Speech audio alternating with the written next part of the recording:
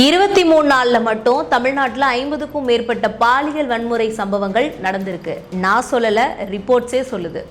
தினமும் மக்கள் மனசுக்குள்ள ஒரு பயம், பதட்டம், சரியான பாதுகாப்பு இல்லைன்னு பிறந்த குழந்தையில இருந்து பாட்டி வரைக்கும் அச்சத்திலே இருக்க வேண்டிய நிலை. பெண்கள் சுதந்திரமா வெளியே போகவே ஒரு தயக்கம். பெற்றோர்கள்லாம் தங்களுடைய பிள்ளைகளை பார்த்து தினமும் கவலைப்பட வேண்டிய அளவுக்கு தமிழ்நாடு இருக்கான்னு கேள்வி எழுப்பப்படுது. அனைவருக்கும் பாதுகாப்பான மாநிலம்னு சொல்லப்பட்ட தமிழ்நாடு இப்போ சட்டம் ஒழுங்கு கேள்விக்குறியா ஆகியிருக்கு. அதுக்கு காரணம் திறனற்ற திமுக அரசுன்னு எதிர்கட்சிகள்லாம் குற்றம் சாட்டிட்டு இருக்காங்க. ஆமாதானே, நம்ம தமிழ்நாட்டில் வேலு நாச்சியார், அஞ்சலை அம்மாள், குயிலி இவங்கள மாதிரி வீர பெண்களை உருவாக்கிய மண் இது. ஆனா இப்போ அந்த பெருமையெல்லாம் மண்ணோட மண்ணா அழிஞ்சு போச்சுன்னு மக்களே உணர ஆரம்பிச்சிட்டாங்க. பொது இடமா இருந்தாலும் சரி, வேலை செய்யற இடமா இருந்தாலும் சரி, ஏன் வீட்டுக்குள்ளேயே இருக்கக்கூடிய பெண்களா கூட இருக்கட்டுமே, அவங்களுக்கே பாதுகாப்பு இல்லாத நிலையை உருவாக்கி இருக்கு இந்த திமுக அரசு. இந்த மாசம் மட்டும் பார்த்தோம் அப்படின்னா 50க்கும் மேற்பட்ட கேசஸ் பதிவாகி இருக்கு. அதுல பாதி பாத்தீங்க அப்படின்னா வெறும் 10 நாட்கள்ல நடந்த குற்றங்கள்.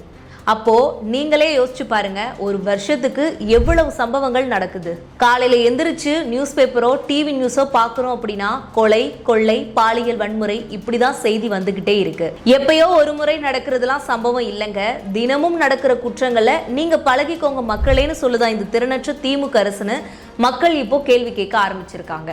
ஸோ இந்த மாதிரி அடிக்கடி தமிழ்நாட்டில் நடக்கக்கூடிய குற்றங்களுக்கு பாஜக முன்னாள் மாநில தலைவரான அண்ணாமலை ஐபிஎஸ் அவர்கள் சமூக வலைதள பக்கத்தில் பதிவு பண்ணியிருக்காரு. சென்னையில் 13 வயது சிறுமிக்கு பல ஆண்டுகளாக பாலியல் தொல்லை கொடுத்த திமுக 139வது வட்ட துணை அமைப்பாளரும் திமுக வழக்கறிஞர் நிர்வாகியுமான பரத் என்ற நபர் போக்சோ சட்டத்தின் கீழ் கைது செய்யப்பட்டிருக்கிறார். தமிழகத்தில் கடந்த 5 ஆண்டுகளில் பாலியல் குற்றங்களில் ஈடுபட்டவர்கள், குறிப்பாக சிறு குழந்தைகள் மீது பாலியல் குற்றங்கள் செய்பவர்கள் பெரும்பாலும் திமுகவை சேர்ந்தவர்களாகவே இருப்பது திமுக அரசு தங்கள் மீது நடவடிக்கை எடுக்காது என்ற ஒன்றே தைரியத்தில்தான். ஒட்டுமொத்த சமூக விரோதிகளும் பாலியல் குற்றவாளிகளும் திமுகவில் நிழலில் இருப்பதால் சட்டத்தின் மீதோ காவல்துறையின் மீதோ சமூகத்தின் மீதோ எந்த விதமான பயமோ பொறுப்போ அவர்களுக்கு இருப்பதில் இல்லை.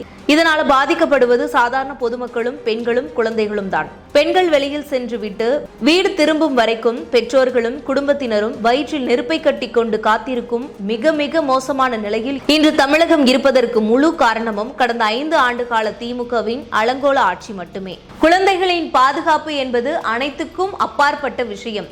இது போன்ற சமூக விரோதிகளின் கூடாரமாக விளங்கும் திமுகவை முழுமையாக புறக்கணிப்பதே நமது குழந்தைகளுக்கு பாதுகாப்பாக இருக்கக்கூடிய ஒரு தீர்வுன்னு மக்களுக்காக, குறிப்பா பெண்களினுடைய பாதுகாப்புக்காக எதிர்கட்சிகள்லாம் போராடிக்கிட்டு இருக்காங்க.